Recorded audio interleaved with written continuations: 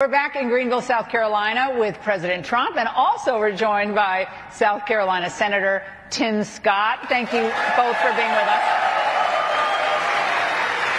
All right, we've spoken some on the show tonight about the black and Hispanic vote, which seems to be trending more toward the Republican Party, specifically because of the America First agenda of President Trump. And this new Siena College poll is showing that President Trump has 41% of the Latino vote, 26% of the African-American vote.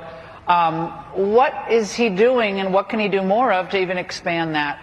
Well, he's been very, very successful. When you look at the years when he was our president, we had the lowest unemployment rate in the history of the country for African Americans, the first time under 6% because of Donald Trump.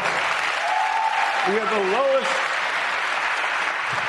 I'm like a Southern preacher, so I got to stand a little bit. So we had the lowest Hispanic unemployment, the first time under 5%. Asians, first time under 3%. Women, a 70-year low. Overall population, 50-year low. And on top of that, who's the president who brought the most money in for historically black colleges and universities?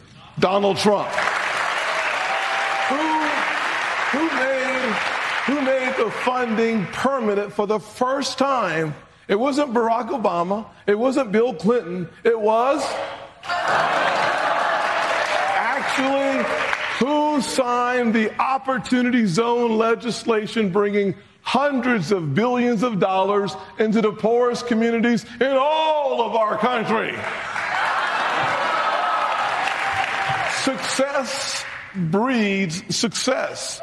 40% of African-American men now are looking at Donald Trump. Who trusts this president with the border? Hispanics trust Donald Trump more than Joe Biden because they have common sense. On the issue of crime, Mr. President, people think, oh, well, it's the economy or the border, but crime is an important issue for all Americans, especially inner city, underserved and underprivileged people from all backgrounds and ethnicities. But African Americans are, as you've talked about in D.C., you know, I'm from the D.C. area. It's just horrific what's happening to the people who deserve it least.